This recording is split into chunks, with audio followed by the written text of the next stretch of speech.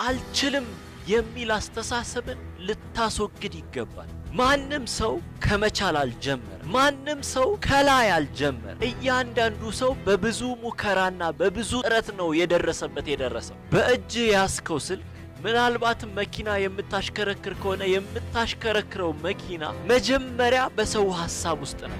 ያሰቡት ሰዎች አልችልም ቢሉ ኖሮ ዛሬ ላይ አታየውም።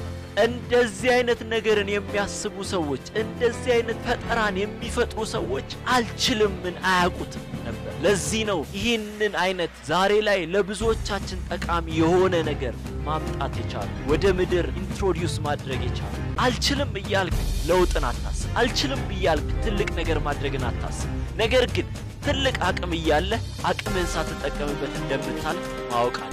ትልቅ ችሎታ እያለ ችሎታን ሳትጠቀምበት እንደምታልፍ ማወቅ አለ። አንተ ውስጥ ያለው ችሎታ ከፍተኛ ነው። አንተ ውስጥ ያለው ብቃት ከፍተኛ ነው። አንተ ውስጥ ያለው ኃይል ከፍተኛ ነው። በምድር ላይ የሌለን ነገር ወደ መኖር ያመጡ ሰዎች አልችልም ምን አያውቁም ነበር። ችሎታህን ልታምን ይገባል። አቅምህን ልታምን ይገባል።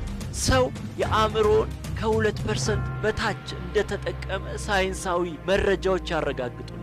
አእምሮን እየተጠቀምክበት ነው ወይ? ያንን እንኳን 2% የተጠቀሙ ሰዎች በምድር ላይ ከፍተኛ የሆነ ለውጥ ያመጡ